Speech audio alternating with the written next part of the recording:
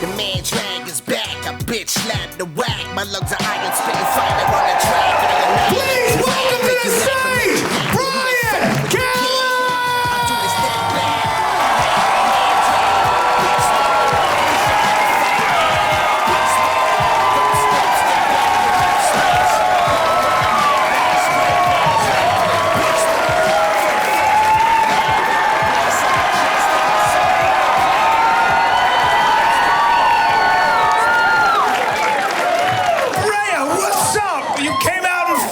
This is amazing. Brea, God, what a wild place, huh? You know what I mean? What do you say about Brea? Like Miami's like, you know, and Brea's like, we drive the speed limit, motherfucker, you know? Yeah. Oh. I have 2 stools. Night keeps getting better. 2 stools. I could strike it, but I'm not gonna. I'll be the first special with 2 fucking stools in case I gotta tame 2 lions at the same time. So I'm getting older, you guys. It's fucking crazy. I'm 30. I know. I moved that way, but I'm 55. Oh my God. Like, you know what I knew I was getting old was when I lost my angle. You know how I was taking a selfie. You know you always have a good angle where you're like, that's it every time. No matter what, bang, you know? And you get older and you're like, wow, I'm not. Damn it, you know, like, I don't know. You get my buddies in my age, and he's on a dating app. You can't pose when you're in your 50s, dude. Don't try to be sexy. You can't. It's a bummer. You can't right? You can't twist. You can't lean against a pole and look lost. Right? You just gotta. I told him. I go, bro. Just take big. Just hold cash. Here's the thing about being in your 50s, future's here. Like, this is the future. Like, you cannot have a vision board because nobody gives a shit who you want to be at 60. Right? It's not gonna get better. It's not, it's so funny. I was thinking about this, I was on the beach. That's the other thing, I was at the beach in Miami, and just as a grown man, in your 50s, you can't even be neutral. You can't just stand and in public because you look like you're just. I was on the beach and I realized I was the dude in his 50s in just shorts and everybody was so beautiful and I was like, right? You're just already guilty. And then I tried to smile to not look threatening. Watch this. But this was a weird thing.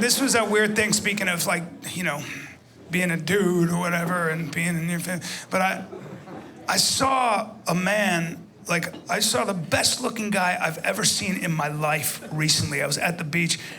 I'm a straight man, but this guy I've never seen anybody that good looking in my, I guess he identified as black, but he was like a golden caramel, You know those, you don't know where they're from, right? They're just, you ask them where they're from, they're like, I'm from the mountains, right? It's just like, what do you do? I dance, what the fuck? And I couldn't take my eyes off him. The guy gets out. The only way to describe his body, you have to make sound effects. It just,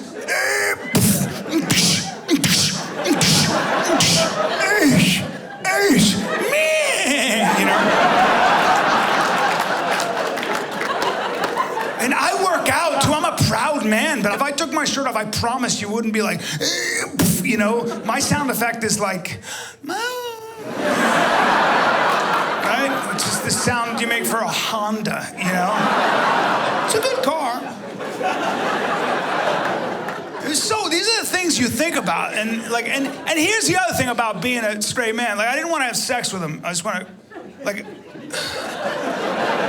no, but if I had to rub him down in oil, you know what I mean? In front of my friends, I'd be like, this is bullshit, But behind my face, I'd be like, hey. Yeah. Good, okay, so we got that out of the way.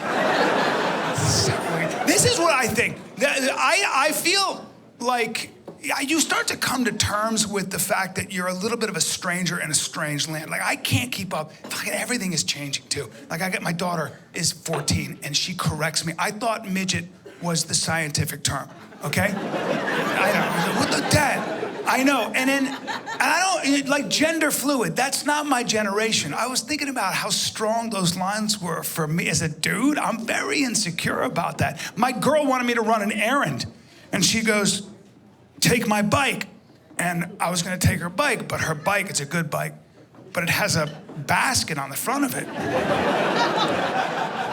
I know, and I was like, I'm gonna walk, you know? I know, and she goes, don't be ridiculous. And I was like, unless you have a cobra for that basket. I know. I just feel like I'm a target for homophobic bandits, you know? And they're gonna tease me, I don't know. Nobody gives a shit. You know what? Nobody cares about men in their 50s. That's the other thing. I don't even care about men in their 50s. I don't. Like, if there's a tragedy, like Ukraine or a plane goes down, nobody's like, did we lose any men in their 50s? Right? Men know that. Men in their 50s know that, too. That's why they have to exaggerate. Yeah, I hate talking to dudes my age because they have to tell you how they're dying one body part at a time. That's so obnoxious. Every guy I know in his 50s, that's as high as I can lift my arm right there. That's as high. My shoulder's always on fire. Right now, it feels like you're sawing through it right now. I have no joy in my life. I can't even jerk off without wincing. I run into my buddy. I hadn't seen him in a long time in New York, and the guy, already dramatic. I go, I didn't recognize you. He goes, yeah, I know. I look like shit now. I was like, how you doing? He goes, my foot quit on me. I was like, what? He goes, my foot died. I was like, did you go to the doctor? He said, I've been to 5 doctors. They all pronounced it dead. I walk around. And then there was a pause, and he goes, you never realize how much you rely on your feet till you lose one. Yeah, you do. Now, you know what? The world would be a lot different if men could cry. It would, dude. It would. It'd be a lot different. It'd be just, I would love that. I would love just once. Seriously, I would love to be able to just burst into fucking tears, like, you know? I'm so tired of being so strong and brave all the time. Seriously, I just would love once to be like, I don't fucking know. And just, right? But we can. Men can. We can't even talk about our feelings. I have nobody to talk to. That's not how we relate to each other. Guys don't want to hear. I've never, ever looked at a friend and been like, what's going on here? I tried. I'm getting older. I was like, let me try to kick this revolution off single-handed. And I was like, I'm just gonna start opening up to my friends. I'm gonna just start talking about my feelings. One of my best friends called me and he goes, what's going on? And I was like, well, I'm sad. And he was like, well, you got the wrong number, pussy. I know. And I was like, Joe Rogan, that's so mean. Women, you guys, say what you will about gender parity. You guys have that market cornered. You guys can cry over anything, huh? You can't. You can cry over nothing. I've seen that. I've seen it. I've walked in the room. I've been like, what's wrong? I don't know. I'm just having a day. I guess we're going shopping, huh? I thought about this stuff. This is kind of a personal story, but I wrote this stuff because my buddy cried in front of me. A man, and he just started crying. And it was weird because I didn't know what to do with my face. It's a little bit like when somebody sings. Have you ever had somebody look at you and go, you're the one? Oh no, you know? So, because I always thought the rule was you had to cover your face. When a man cries, please, you have to, unless you're on horseback looking over your conquered lands and swearing an oath of vengeance, then you're allowed one tear. One. They will pay, my son. They will pay.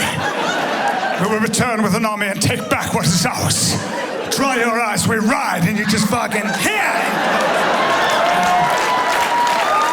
I know. But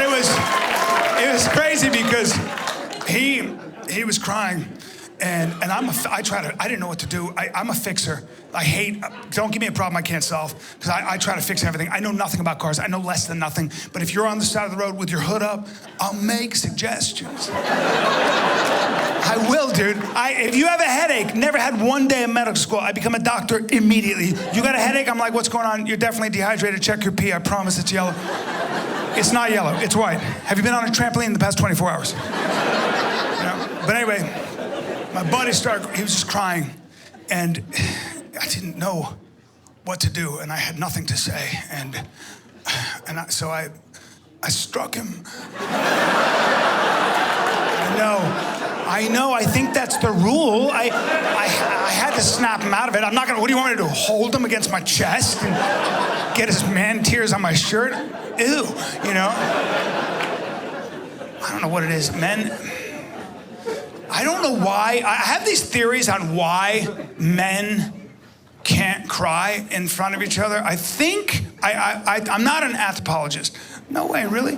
But this is my theory on why men don't cry in front of each other. Because when men meet each other, if you take away all the protocol and all the fluff, it's like, how you doing, what's going on? You know, it's all that, yeah.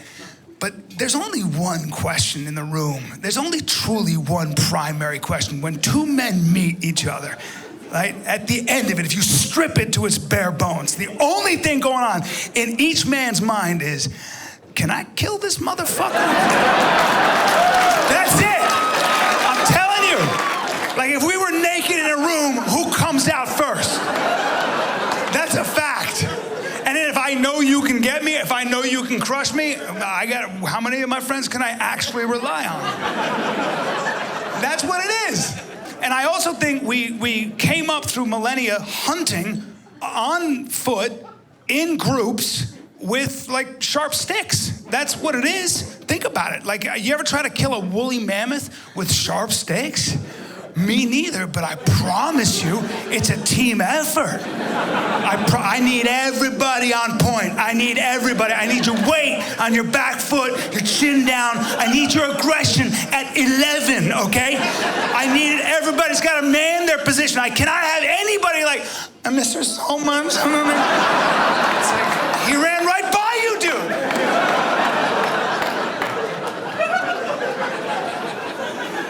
It's my feeling. You gotta be ready at all times. It's fucking exhausting, man. It's exhausting.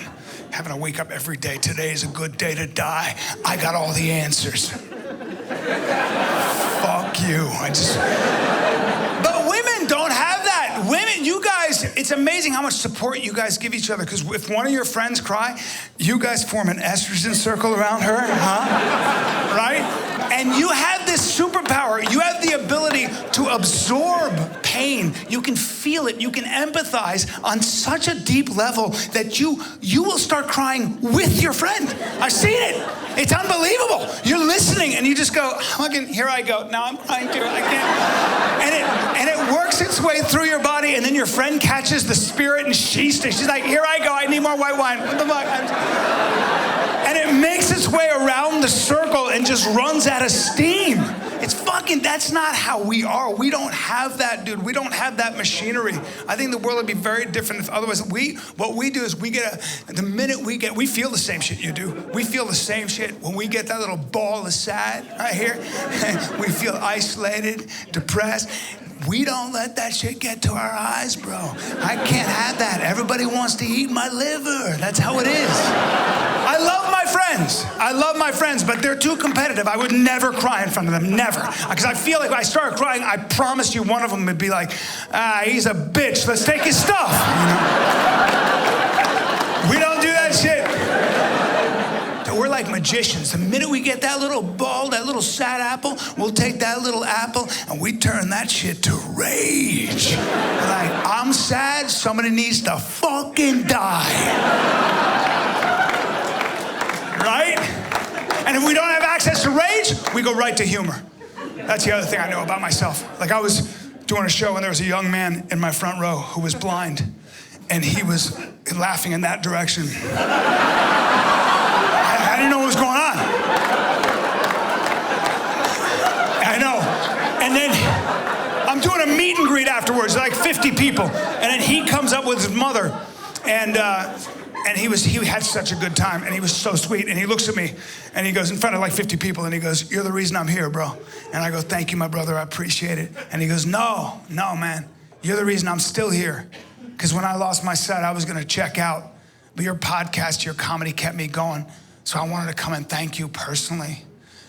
And dude, I was like, I was gonna cry. I was like, my ass, you know how you go like that? I had 50 people. I cannot cry. I have a brand. I'm sorry. And I know, and I couldn't turn it to rage. I can't punch him, you know? Like, you know what I mean? He'd never see it coming.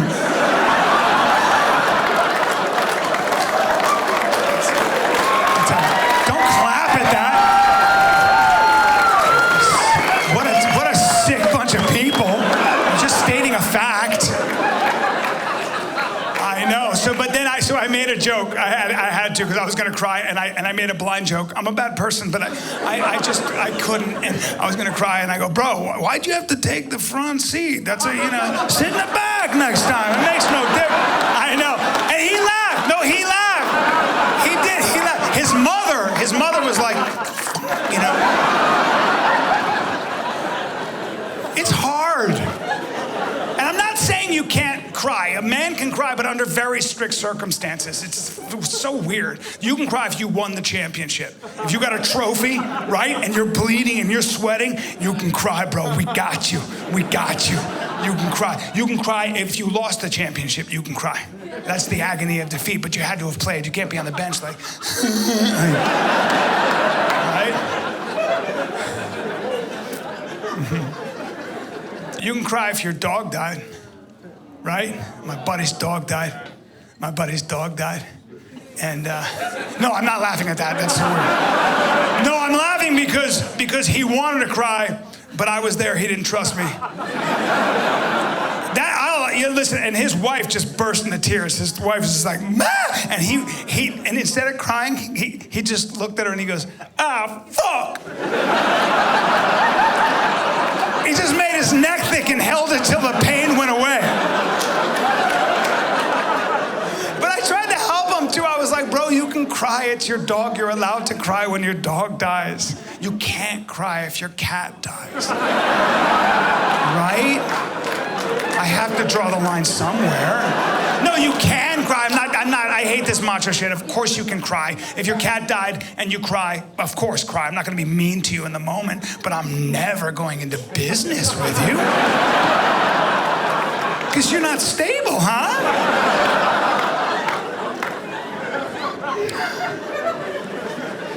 The problem is I can't cry because I have small children, so I'm vulnerable enough.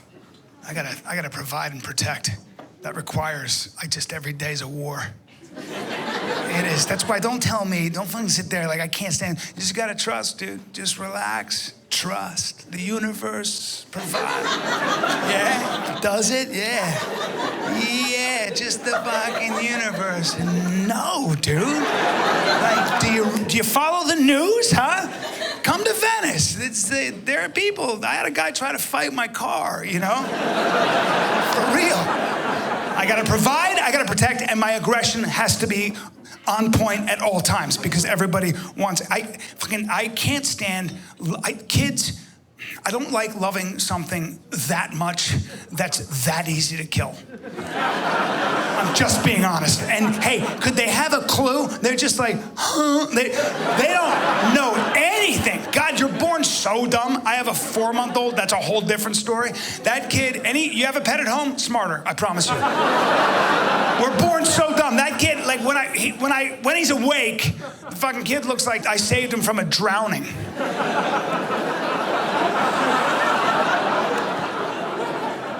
I'm like, here you go, this is boring, you know? And then I got a kid in my son's in elementary school. That kid, forget it. That kid just wanders the earth, huh? He just walks around. He's got you ever see a moth's path? Like, just no idea. It's like watching a balloon I love more than myself float around a hot lamp 24/7. Just no idea, just like, you want to get him in the back of a van? All you need is a cup of sugar and an iPad. That's it. Be like, I'm coming, you know, like. Our kid wanders too. It drives me crazy. I look, he just disappears. He just wanders, man, and I lose him. I take him to the beach. He can't collect the shells here. He's got to get the shells way down, way where all the pedophiles are hiding behind the bushes. It's like, get away from the vans! It's unbelievable. And look, man, my ex is a great mother, and she thinks that kid walks on water.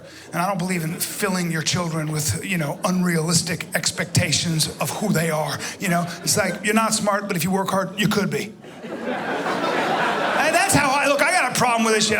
This is a story. I took my son when he was 4 to feed ducks at a man-made lake. We bought a loaf of Wonder Bread, and you know, it's so fun and rewarding. And you know, you chuck bread, and even after 5 minutes, even my son was like, "Give me the loaf. This is bullshit." You know? And then all the ducks are like, "Ah!" You know.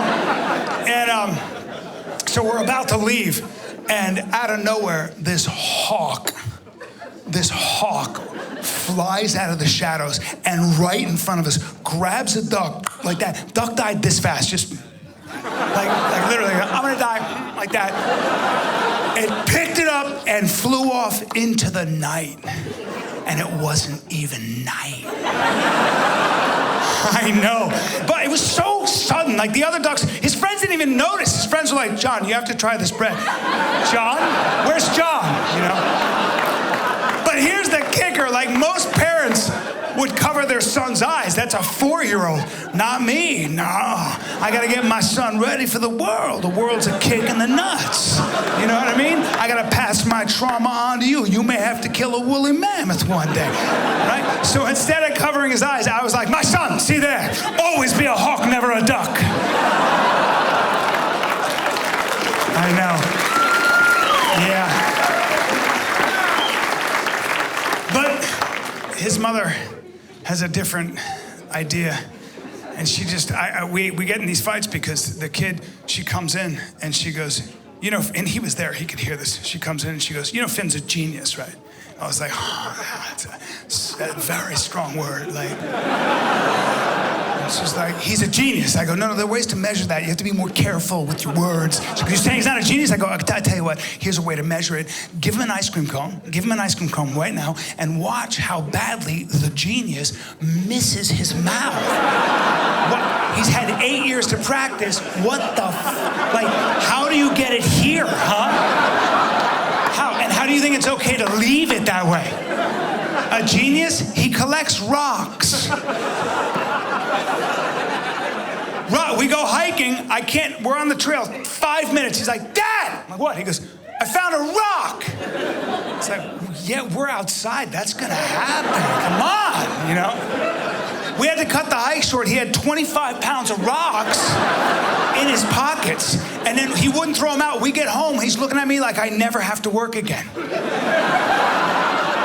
was like, "You're welcome."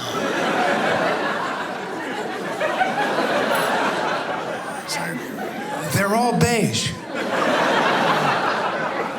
He's been bitten in the face 3 times. 3 times by very friendly dogs. Yeah, and you know why? Because he makes unpredictable movements and high-pitched noises. I don't know what the fuck the kid's doing. Literally, just walks around like, "Ma, ma, mate, and I took him to the doctor. The doctor was like, "He's in his own world. He's very normal." I mean, just fucking doing this. And the dog is like, "The fuck is this kid doing?" And I even warn him. I'm like, "You're making the dog nervous." He's like, "Oh, doggy, doggy. Oh, doggy. Yeah, doggy." And the dog's like, "Fuck you." I know, and the owners freak out. The owner, you should see the panhandle. The woman, she was like, "We didn't even know our dog had teeth." I was like, "I will never sue you. He deserves it. It's a good dog." But he doesn't understand. He's like, why dog made me? Because you act wounded. What the what is that? What are you doing? I'm not a dog. I want to bite you in the fucking face. It drives me nuts. I can't take all the things you have to worry about. It's not even death. It's not. It's so many other things. Like kids, like they could choose a career that doesn't pay the bills. It's the other thing I worry about. You're just careful about encourage and sometimes discourage. They can choose shit. Like sports are so great. I love sports, but some sports, you know, come on. Like, really. Like, I watch the Olympics, and I'm, like, inspired, but then sad. Like you're going to spend your whole life at that sport? Like, the shot put, all due respect, it's a lot of technique, but, like, if your kid is like, Dad, I want to throw a cannonball farther than anybody ever, I think you have to be like, it's good to have goals, but I don't think anybody gives a fuck. Here's the thing I'm stressing about now. Here's the thing, they're choosing musical instruments, and I think music is the cornerstone of a culture. It's beautiful. I'm a big supporter, and you'll never be sorry for learning how to play the drums or the piano or the guitar. But who is letting their child pick up a tuba?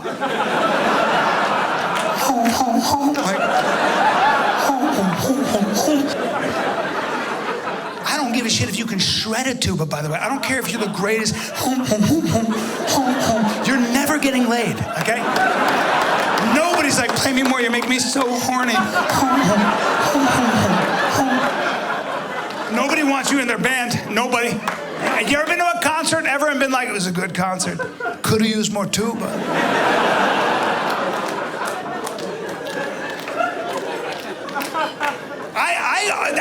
I'm not a musician. I know you probably need as a sound. I don't know music, but I always wonder, like, who was the first person that decided that was needed in their song? That fascinates me. Who was writing a song like dun dun dun dun dun dun dun dun dun dun?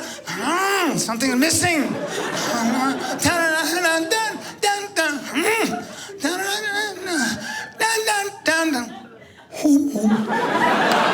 Yes, you know. I don't think anybody chooses the tuba. I think that's what happens when you're late to the first day of band. Right? I play a trumpet. Now they're all taken. You're a tuba boy. Comes with a dolly. You got to be in a marching band. I'm not going to football games where my friend's son is the quarterback and my son is dressed like a matador. And they give you one note. I've done a study on this one. Everybody else has got all the notes. Everybody's like,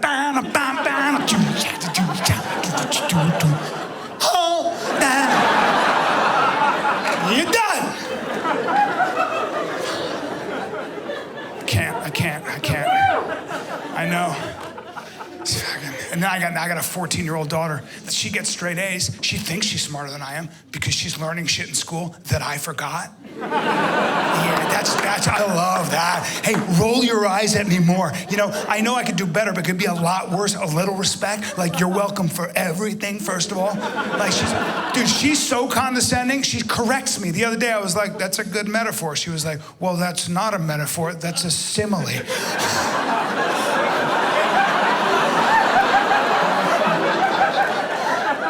The other day, in front of her friend, she goes, wait, he doesn't know all the layers of the atmosphere.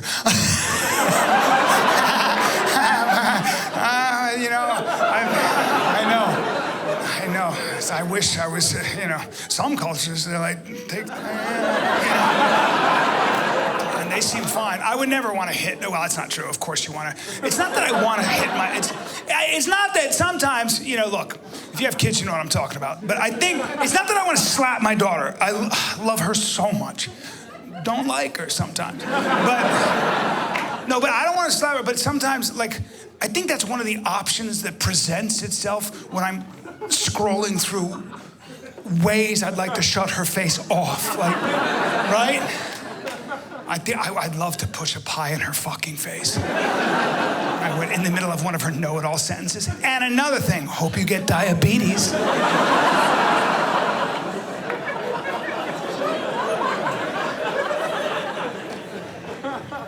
But then I remember that she's 14. And she still takes anime very seriously. Yeah, it's so funny. The other day, she came in outraged. She was like, do you know that some people think Todoroki is actually related to Deku? I was like, that's nuts, seriously? I don't have anything in common with her. But, you know what I was really thinking when she said that? This is really when she said that, I was like, oh my God, I cannot believe you're gonna be able to vote in less than 4 years. Who decided 18 was the age? Who was like, you done with high school? Choose our leaders. Get the fuck, you have terrible ideas when you're 18. Here's the problem with being that young. Like, sometimes in life, you gotta do life. You gotta do life. You gotta experience life. You can't just hear about life and read about life and understand life. You gotta do life. Like, sometimes life's a nervous dog, and you gotta get bit in the face a couple times before you understand not to,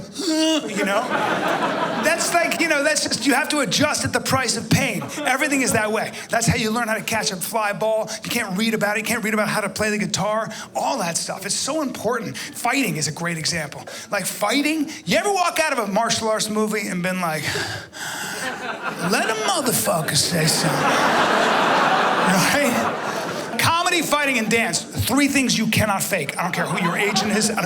You either got it or not. And the fight game, I love it. You could watch fighting. I had this thought the other day. You could watch fighting for 100 years. You could be close enough. You could be cage side, ring side, and be close enough to those fighters to have the sweat hit you in the face. And you could watch every fight that's ever been for 100 years.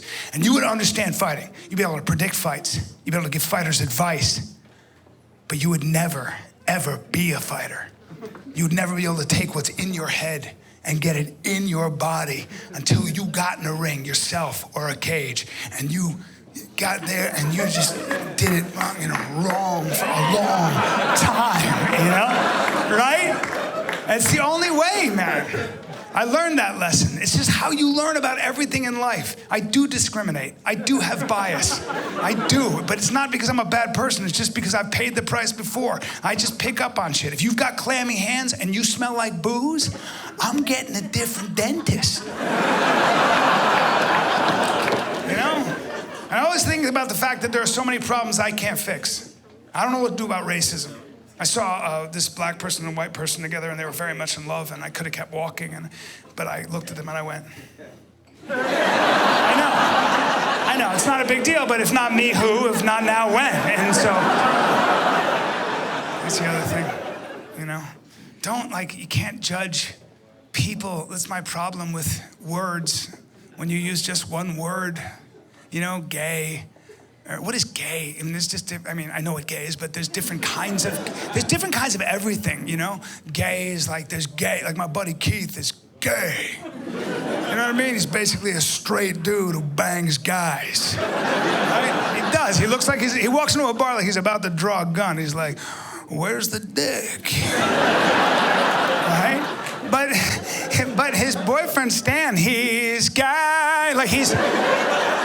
He is. He looks like he's about to take flight. I'm just being honest.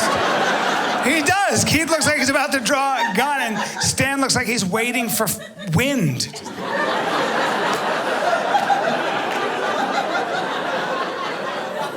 Is there any wind? It's like, no. You're a designer.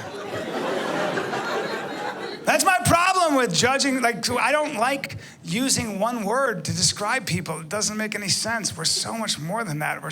We just occupy this huge spectrum, sinners and saints and everything in between, capable of terrible destruction, but also unimaginable creativity. And who you are today is not who you could be tomorrow. So when you use one word, you're just it's not the truth. There are exceptions. Nazi. If you've got swastikas on your body and you're goose stepping, I don't have a lot of follow-up questions, you know what I mean? But here's what I thought. When Nazis are in their group and they're like, we hate everybody, whatever, do you think in their mind they'd break up into what they would consider a liberal, a moderate, and a conservative? It's a weird question. It's very offensive to be like, I'm a moderate Nazi. But in that group, when they're all like, we hate everybody, there's always got to be one guy who's like, bro, that guy is I even think about when Hitler, that maniac, came into his inner circle on that terrible day. And he was like, I have the plan. We'll kill everyone who's different. You guys figure out the details. Like, what was the room like? You know, I could never find it. I read history. There were definitely hardliners who were like, yes, Jocha, whatever you say. But don't you think there had to have been at least some people in the room who, even though they were full-blown Nazis, were like,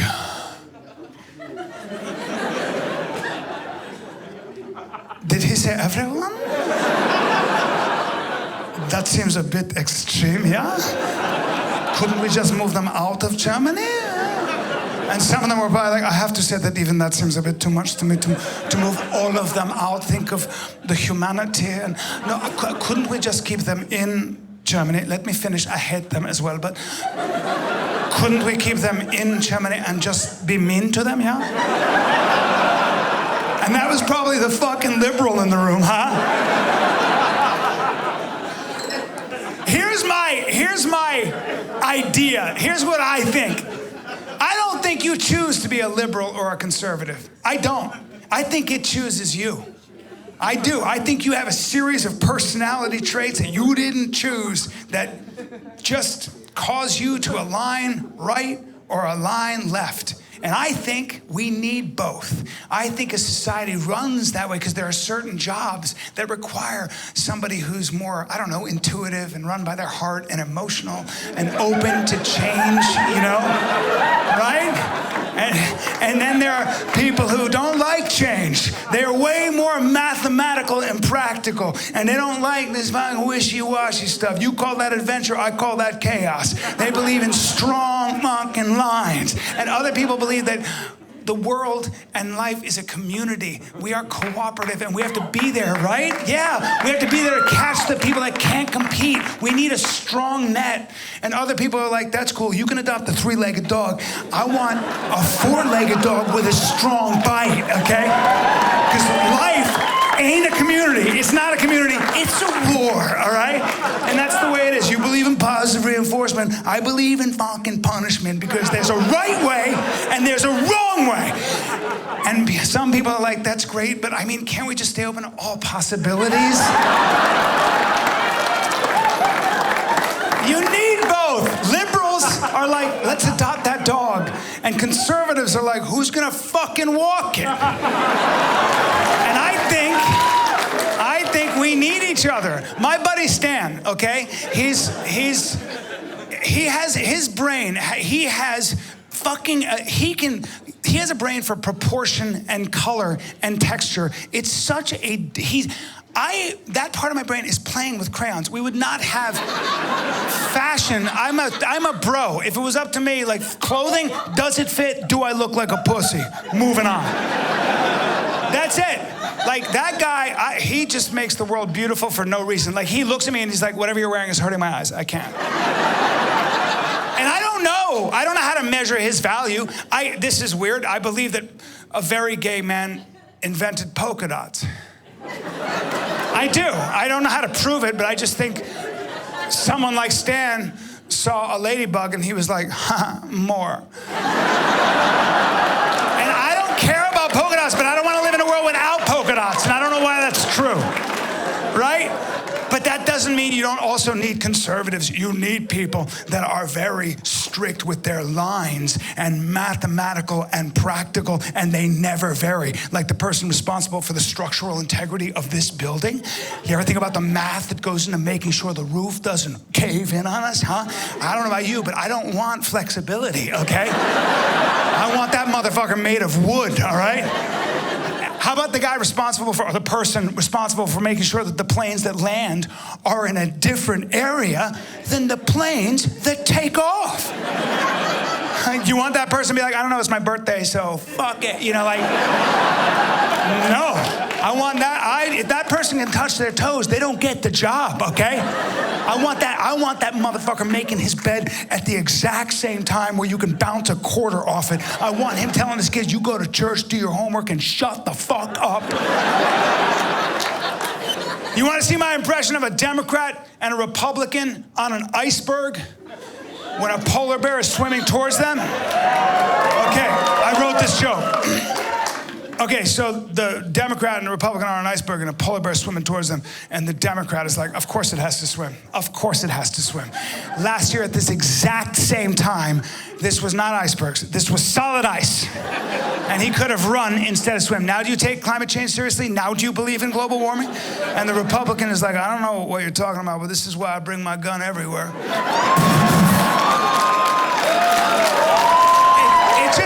It's just short-term, long-term thinking, practical, theoretical. It doesn't mean the Republican's right, because if the iceberg melts, you can't shoot your way to warm water, but...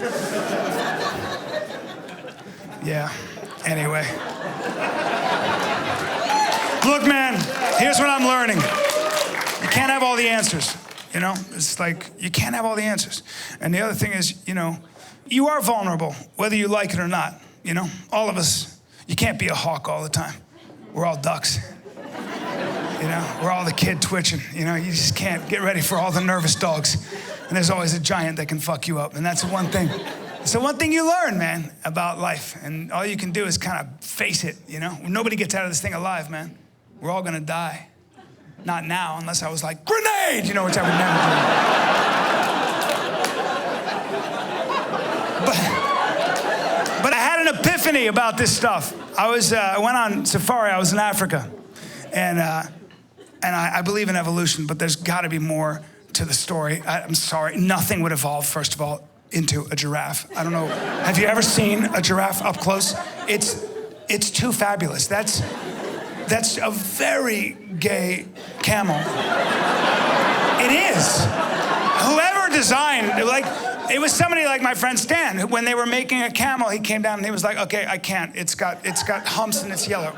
I stop. I can't. It's too much. Okay, stretch it out, cover it in polka dots. I don't know why. And I want a 9-foot neck. I want a crazy neck. I want him looking down on everybody. I want built-in condescension. I want him eating leaves nobody else can reach.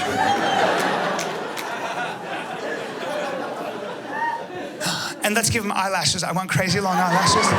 And lips. Pull his lips out. I want lips, eyelashes. And a 4-foot purple tongue. Somebody stop me, but don't. And I want legs. I want long legs. I don't want him bending at the knees. I want him locked. I want this. He can bend at the ankles. He can lope. How fierce would loping be? Oh my God. I just want him walking by elephants and rhinos like, you guys are so fat. Right? But here's where my epiphany came. I was in this Jeep and I saw a rhino, this 6,000-pound rhino, this alpha rhino. They called him Muaji or Simba, which means the breaker of lions. He had scars on his back where lions had tried, and he was like, get the fuck on, right? And I've never seen any 6,000 pounds. It made me ashamed of my frailty. Truly, I was ashamed. And the guide goes, don't make any sudden movements. He has the power to turn the Jeep over. I was like, I won't move a muscle. And it was a living tank. Whoever designed the giraffe is not the same person that designed a rhino. That's the kind of animal a bro like me who has no sense of fashion but hates to be vulnerable. That's the kind. You give bros like me clay and the power to create. You think we'd make an animal with a 9-foot neck, a 9-foot jugular vein? What? Do you know how easy that is to choke? It's such a liability. Fuck, no neck. How about that? No neck. Just head, body, and how thick can we go? How thick? And does it need fur? It doesn't need fur. Just give it skin, 7 inches thick. And bro, we'll paint it gunmetal gray. And give it gun slits for eyes. And the big eyes and get both. And fucking dude, I want a horn on the end of his fucking 2 horns. 2 horns. In case one breaks, you got backup, no escape. I'm talking about a horn, dude. I want a sky cock. I want the kind of horn you can blow into and launch 1,000 ships. And does it need a big brain? Don't give it a big brain. You give it a big brain, it overthinks shit. It hesitates. Give it a small brain, 6,000 pounds of bone and muscle, and a brain the size of my fist with 2 gears. That's all it needs, just 2 gears. 0 and fuck you! Right? But here's the crazy thing. We can't keep them alive. We can't. They're so easy to poach. It drives you nuts, man. They dropped one when I was there. This 6,000-pound alpha rhino, they killed it. And here's the crazy part, and this is where my epiphany sort of came, you know? Like they dropped it with 1 bullet, a Holland 370. That's a hunting round. And the bullet, the metal that does the actual killing, weighs 22 grams. That's as much as a light bulb weighs. That's as much as 4 nickels weigh. That's all it took. That's all it took to drop an animal that made me ashamed of my frailty. An animal I would design to be ready for anything. And that's when I realized, I looked down, man, and I was like, I do all this stuff to be ready for chaos. And that's what it took to kill that thing? What would it take to kill me? You could throw a baseball kind of hard at my face. Right? You know? And then I learned another lesson. You don't have to have all the answers, man. It's just not possible. And it's okay, because I want all the answers. And I was so upset. I was so sad about that rhino. But you know me by now. I took that ball aside, and I turned that shit to rage. I was walking around, and there's 40 people in the lodge I didn't know, and I'm walking around like this, and I'm making movements like I was fucking, all I wanted to do was kill the fucking poachers. I'm a fucking poacher. My daughter's crying. I'm like, you make my daughter cry, motherfuckers? And solve this fucking problem. And I'm doing this, and I'm making all this noise, and some guy goes, what would you do, bro? I go, don't ask me, bro. I'm the wrong guy. You don't want to know what I do. I'm the wrong guy. And he goes, another guy goes, well, you're making this noise. What would you do? I go, you don't want to know, bro. He goes, I want to know. I go, you want to know? He goes, yeah. I would kill the poachers. That's what I do. I would kill them. And some guy goes, they got guns. They're really well organized. I go, well, then I'll get bigger guns, and I'll get more organized. Give me a helicopter gunship with night vision. When they come over the wire, bring the bird up and let me just fucking get. And I'm 40 people are watching me go, get. And my mother goes, you have to stop. And I'm like, I'm saving rhinos. Get. So I had to get rid of my lump. And when I was finally out of ammo, the guide, the Maasai guide, who'd been there his whole life, a true African, who lived this shit day in and day out and understood that this was a little more complicated than I was making it out to be. I'd been there for 3 days, and I was advocating murder from the sky. And in front of 40 people, he gets up and he looks at me and he goes, that's a very aggressive solution, poacher. You know, when I say poacher, most people are thinking of a very bad man. A devilish man who hates rhinos. But you know, most of the time they are very poor villagers, and they live just over there. And these people live on $1 a day. But when they kill a rhino, they can put up to $20,000 in their pockets. And that means that their children can go to school, have a roof over their heads, and they can eat every day. I know it's an emotional time, but the question to ask yourself now, Mr. Helicopter Man, is would you forgo your children's future and watch them go hungry for a rhino?